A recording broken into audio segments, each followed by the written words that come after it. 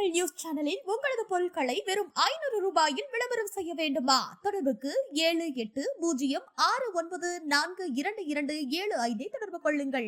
72வது பிறந்த நாள் கொண்டாடக்கூடிய நான்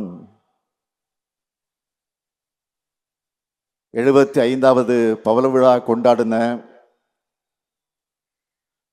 திராவிட முன்னேற்ற கழகத்தின் தலைவரா பணியாற்றி வர்றதுதான் எனக்கு கிடைச்ச மிகப்பெரிய பெருமை. கோடான கோடி உடன்பிறப்புகள், தமிழ்நாட்டு மக்கள் இங்கே வாழ்த்தின, என்னை வாழ்த்தின தலைவர்கள், உங்களால் தான் நான் முதலமைச்சராக வைக்கப்பட்டிருக்கிறேன். திராவிட முன்னேற்ற கழகத்தினுடைய தலைமை பொறுப்பாக இருந்தாலும், தமிழ்நாட்டினுடைய முதலமைச்சர் பொறுப்பாக இருந்தாலும், ரெண்டுமே பேரறிஞர் அண்ணா இருந்த இடம். நம்முடைய தமிழக தலைவர் கலைஞர் அவர்கள் அமர்ந்த இடம். அந்த இடத்துல இந்த சாதாரண சாமானிய ஸ்டாலினையும் உட்கார வச்சு கழகத்தோட கோடான கோடி உடன்பிறப்புகள் தான் என்பது எனக்கு நன்றாக தெரியும். உங்களுடைய இல்லத்துக்கும் உள்ளத்துக்கும் என்னுடைய மனமார்ந்த நன்றியையும் வணக்கத்தையும் நான் தெரிவித்துக் கொள்ள விரும்புகிறேன். நான் ஏற்கனவே சொல்லியிருக்கிறேன், பல முறை சொல்லியிருக்கிறேன், நான் நினைச்சு பார்க்காத இடம், நான் நினைச்சு பார்க்காத உயரம், இந்த இடத்துக்கு என்னை அழைச்சிட்டு வந்தவங்க உடன்பிறப்புகளான நீங்க தான். கோபாலபுரம் நான் பிறந்த இடமாக இருந்தாலும் தமிழ்நாடு முழுக்கத்தான் என்னை வளர்த்துச்சு. ஏன்னா 60 ஆண்டு காலமா தமிழ்நாட்டில் கிழக்கு மேற்கு வடக்கு தெற்கு கிராமம் நகரம் குறுக்கு நெடுக்கு வெயில் மழை இரவு பகல் பசி தூக்கம் பார்க்காம ஓடி ஆடி உழைச்சு கருப்பு சிவப்பு கொடியை ஏற்றினதுனால்தான் கோட்டைகளை கொடியேற்றக்கூடிய வாய்ப்பு எனக்கு கிடைச்சது. ஓயாம உழைச்ச தலைவர் கலைஞருடைய வழித்தடத்தில் நானும் ஓயாம உழைக்கிறேன். தலைவரான பிறகும் உழைக்கிறேன், முதல்வரான பிறகும் உழைக்கிறேன். அண்ணாவோட தம்பிக்கு கலைஞருடைய உடன்பிறப்புக்கு ஓய்வும் இல்லை சாய்வும் இல்லைங்கிறத எண்ணத்தோட நான் உழைக்கிறேன். அதனால இது போன்ற பிறந்தநாள் விழாக்கள் நெடுஞ்சாலை பயணத்தில் வரக்கூடிய ஸ்பீட் பிரேக் போல, ஒரு நிமிட ஓய்வு, அவ்வளவுதான். இந்த இனிய விழாவை நான் மகிழத்தக்கக்கூடிய வகையில் ஏற்பாடு செஞ்சிருக்கக்கூடிய நம்முடைய மாரத்தான் அமைச்சர், சென்னை தெற்கு மாவட்டத்தினுடைய செயலாளர் மாண்புமிகு அமைச்சர் மா சுப்பிரமணியம் அவர்களுக்கும், அவருக்கு துணை நின்று பணியாற்றி இருக்கக்கூடிய நம்முடைய தெற்கு மாவட்ட கழகத்துடைய நிர்வாகிகள், செயல் வீரர்கள், கழக தோழர்கள் அத்தனை பேருக்கும் என்னுடைய வாழ்த்துக்கள், நன்றிகள். இந்த நிகழ்ச்சியில எனக்கு என்ன மகிழ்ச்சின்னா, இது பிறந்த நாள் வாழ்த்துக்காக மட்டும் இல்லாம நம்ம தோழமை கட்சி தலைவர்கள் எல்லோரும் ஒரே மேடையில இணைஞ்சு நம்முடைய மூத்த அமைச்சரும் கழக பொதுச் செயலாளருமான அருமை அண்ணன் துரைமுருகன் தலைமையில தமிழ்நாட்டுக்கான உரிமை குரலை எழுப்ப வாய்ப்பு அமைஞ்சிருக்கிறது. அதுதான் என்னுடைய மகிழ்ச்சிக்கு காரணம். மாண்புமிகு ஐயா ஆசிரியர் அவர்களும் அருமை சகோதரர் செல்வ பெருந்தகை அவர்களும் ஆறுயிர் அண்ணன் வைகோ அவர்களும் நம்முடைய மதிப்பிற்குரிய தோழர்கள் சண்முகம் அவர்களும் முத்தரசன் அவர்களும்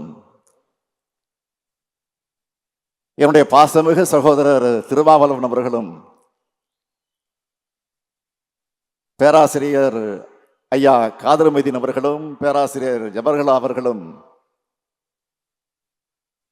அதே போல சகோதரர்கள் ஈஸ்வரன் அவர்களும் வேல்முருகன் அவர்களும் அருணாச்சலம் அவர்களும் பேராசிரியர் சுபவி அவர்களும் பொன்குமார் அவர்களும் ஸ்ரீதர் வாண்டியார் அவர்களும் எர்ணாவூர் நாராயணன் அவர்களும் முருகவேல் ராஜன் அவர்களும் கருணாசும் அதிகமானும் அம்மாசியும் தமிமுன் அன்சாரியும் திருப்பூர் அல்தாவும் வசீகரனும்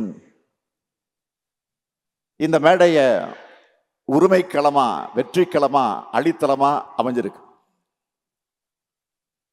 பிறந்தநாள் விழா மேடை போல இல்ல, வெற்றி விழா மேடை போல இருக்குது. ஆமா, இது வெற்றி விழா மேடை தான். 2019 இருந்து கொள்கை கூட்டணி அமைச்சு வெற்றி பெற்று வரும் நாம 2026 அடைய போகக்கூடிய வெற்றிக்கு தொடக்க விழா மேடை இது.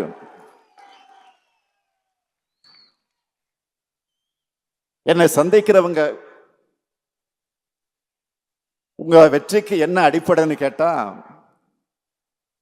எங்களுடைய தோழமை உணர்வுதான் எல்லா இடத்திலையும் மறக்காம நான் பதிவு செய்கிறவன். நான் ஏன் தமிழ்நாடு சட்டமன்றத்தில் கூட பதிவு செஞ்சிருக்கிறேன். ஊடக நண்பர்களுக்கும் எதிர்கட்சியினருக்கும் நான் சொல்லிக்கொள்ள விரும்புவது, கருத்தியல் கூட்டணி அமைச்சிருக்கக்கூடிய எங்களுக்குள்ள கருத்து மாறுதல் வரும், ஆனால் விரிசல் வராது. எங்களுடைய ஒற்றுமையை பார்த்து எரிச்சலோடு இதுல விரிசல் வருமானு சில எதிர்பார்த்துக்கிட்டு இருக்கலாம். அவங்களுக்கு நான் சொல்லிக்கொள்ள விரும்புவது, உங்களுடைய ஆசையில தான் மண் விடுமை தவிர எங்கள் கூட்டணியில் விரிசல் விழாது. தோழமை கட்சி தலைவர்களே, என்னை முதலமைச்சர் நாற்காலியில் உட்கார வச்சவங்க நீங்க.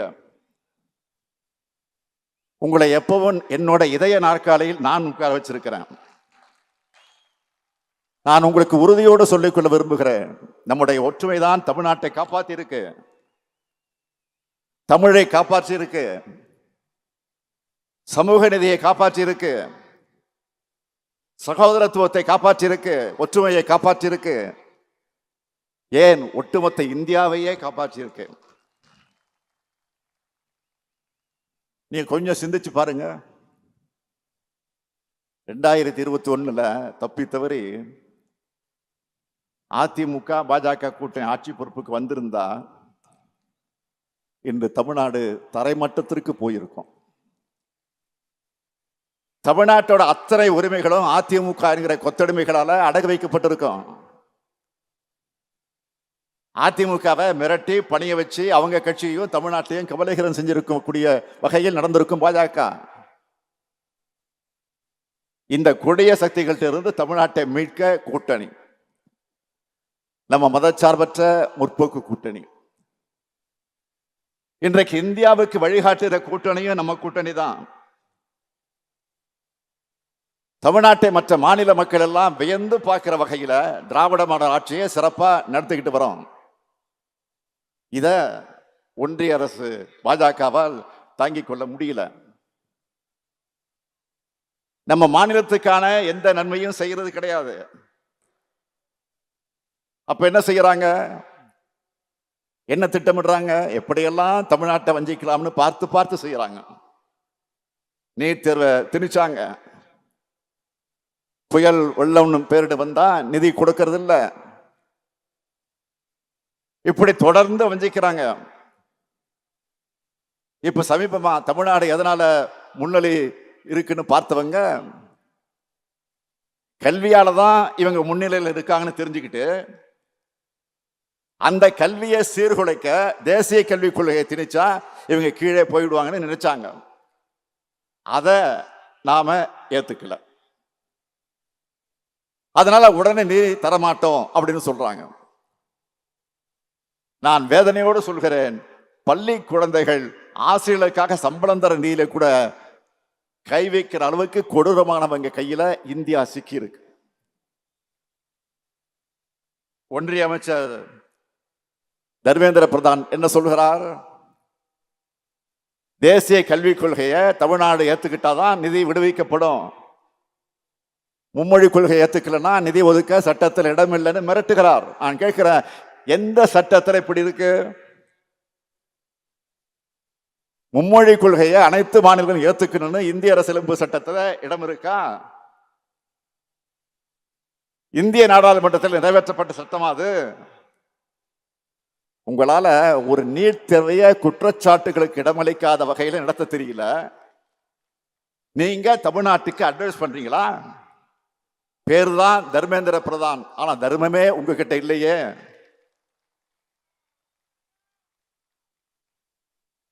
நம்ம குழந்தைகளுடைய கல்வி கனவை சிதைக்கிற காரியத்தை தர்மேந்திர பிரதான் செய்ய, அதை கண்டிக்காம தடுத்து நிறுத்தாம மாண்புமிகு பிரதமர் மோடி வேடிக்கை பார்க்கிறார். இதுதான் பிரதமருக்கு அழகா? மாண்புமிகு பிரதமர் அவர்களே, இந்திய எங்க மேல திணிக்காதீங்க. எங்களுக்கு தாய்மொழியான தமிழும் உலகத்தோட தொடர்பு கொள்ள ஆங்கிலமும் போதும். தேவைப்பட்டா இந்தி என்ன கிரேக்கம் லத்தீன் மொழிகளை கூட அறிவியல் தொழில்நுட்பம் மூலமாக கத்துக்க போறோம். இன்றைக்கு தமிழ்நாடு இப்படி வளர்ந்திருக்க காரணம் நாம தேர்ந்தெடுத்த இருமொழி கொள்கை பாதை. இந்த செய்திகள் எல்லாம் எடுத்து சொல்லி நான் முரசொலியில ஒரு கட்டுரை எழுதினேன். அதை நான் ட்வீட் போட்டா எனக்கு பதில்கள் எல்லாம் எப்படி வருது? வடமாநிலத்தை சார்ந்த பலரும் நம்மோட நியாயத்தை புரிஞ்சு அதுக்காக நமக்கு ஆதரவு அடிப்படையில் அந்த கருத்தை போட்டிருக்கிறாங்க, ஆதரவோடு பேசுறாங்க. பிரீத்தி என்பவருடைய ட்வீட் என்ன தெரியுமா? தமிழ்நாடு முதலமைச்சர் சொல்றது சரிதான். அவைன் என்பவர் கதை மொழியை பேசவோ புரிஞ்சிக்கவோ முடியல, இந்தி திணிப்பை தடுங்கன்னு எழுதியிருக்கிறார். இப்படி ஏராளமான பேர் இந்தி மொழியை திணிப்பால தங்களுடைய தாய்மொழிகள் எப்படி பாதிக்கப்பட்டிருக்குன்னு எழுதியிருக்காங்க. இப்படி எல்லாத்துக்கும் முன்னோடியாகவும் எல்லாருக்கும் வழிகாட்டியாகவும் இருக்கிறது தான் நம்முடைய தமிழ்நாடு. எங்களை என்ன மிரட்டினாலும் உங்களால இந்தி மொழியை திணிக்க முடியாது. மிரட்டுனா அஞ்சு நடுங்கி கூழ கும்பிடு போடுறதுக்கு அதிமுக நினைச்சீங்களா? இது திமுக. மிரட்டுனா அடங்கி போறவங்க இல்ல, அடக்க நினைக்கிறவங்கள அடங்கி போக வைக்கிறவங்க நாங்க.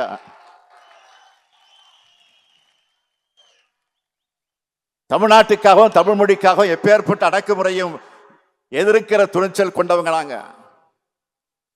இங்க இருக்கிற நாங்கள் தமிழர்கள், சுயமரியாதையோடு இருக்கக்கூடிய திராவிடர்கள்.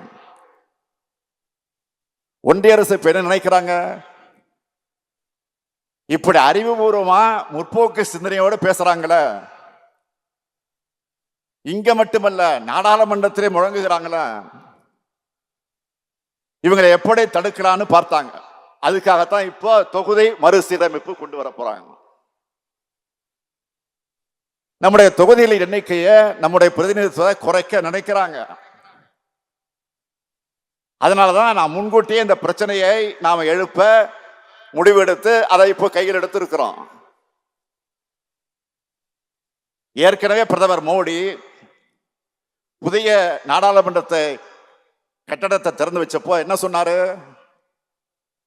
எதிர்காலத்தில் எம்பிக்களோட எண்ணிக்கை அதிகமாக போகுதுன்னு பேசினார். ஒன்றிய உள்துறை அமைச்சர் என்ன சொன்னாரு?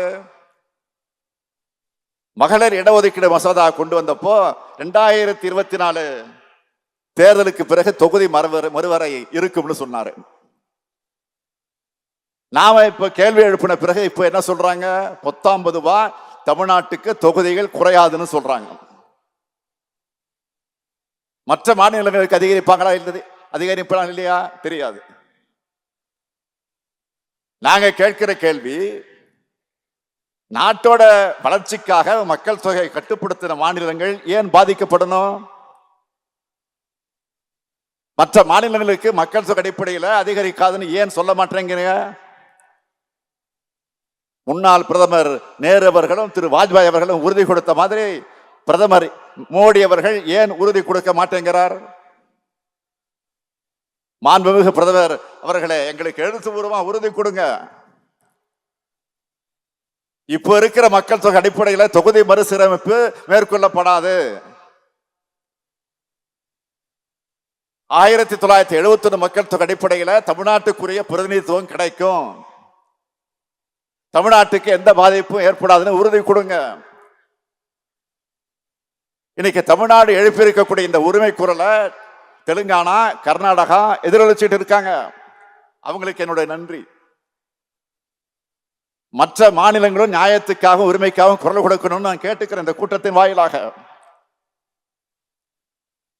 இன்னைக்கு நாம விழிப்போடு இருந்து நம்மளோட உரிமைகளை பாதுகாக்கலன்னா எதிர்காலத்தில் இனி ஒருபோதும் தமிழர்களுடைய கையில அதிகாரம் வராது. தமிழர்களுடைய சொல்லுக்கு மரியாதையே இருக்காது.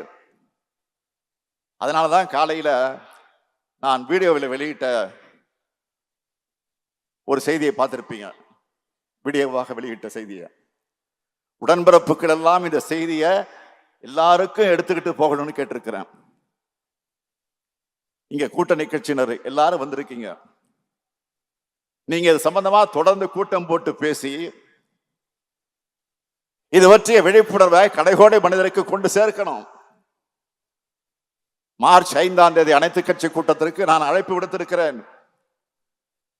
அதுல கட்சி பாகுபாடு இல்லாம எல்லாரும் கலந்துக்கணும். பிரதான எதிர்கட்சி அதிமுக கலந்து கொள்ளும் என்ற செய்தி வந்திருக்கு, மகிழ்ச்சி. சில கலந்துக்க மாட்டோம்னு சொல்லி இருக்கிறாங்க. நான் அவங்களுக்கு சொல்லிக்கொள்ள விரும்புவது, இன்னைக்கு பாஜகவை மகிழ்விக்க நீங்க பண்ற அரசியல் சூழல்ல தமிழ்நாட்டுக்கு தீங்குதான் ஏற்படும். பாஜகவை நம்பி போனவங்க அவங்களுடைய தேவை தீர்ந்த உடனே மற்ற மாநிலங்கள் என்ன ஆனாங்களும் நீங்களே சிந்திச்சு பாருங்க. அது மட்டுமல்ல, தமிழ்நாட்டில் இருக்கிற பாஜகவினருக்கு சேர்த்து நான் சொல்லிக்கொள்ள விரும்புவது, இந்த விவகாரத்துல தமிழ்நாட்டுக்கு துணையா நில்லுங்க. தயவு செஞ்சு உண்ட வீட்டுக்கு ரெண்டகம் பண்ணாதீங்க. நாம எல்லாரும் ஓரணியில் இருக்கோம்னு மற்ற மாநிலங்களுக்கு காட்டணும். அது மூலமா தான் வர இருக்கக்கூடிய ஆபத்தை தடுத்து நிறுத்த நம்மோட உரிமையை வென்றெடுக்க முடியும். வென்றெடுத்தால் தான் எதிர்காலத்தை பாதுகாக்க முடியும். நம்முடைய குழந்தைகளுடைய எதிர்காலத்துக்கு நாம் இதை செஞ்சாகணும். இத தவறு விட்டோம்னா நமக்கான அடையாளமே இல்லாமல் போயிடும். எனவே நான் மீண்டும் கேட்டுக்கிறேன், நாம் எல்லோரும் ஒற்றுமையா ஒரே அணியிலே இருப்போம். தமிழ்நாட்டு உரிமைகளை பாதுகாப்போம். தமிழ்நாடு போராடும், தமிழ்நாடு வெல்லும். நன்றி, வணக்கம். தமிழ் நியூஸ் சேனலில் உங்களது பொருட்களை வெறும் 500 ரூபாயில் விளம்பரம் செய்ய வேண்டுமா? தொடர்புக்கு 7806942275 தொடர்பு கொள்ளுங்கள்.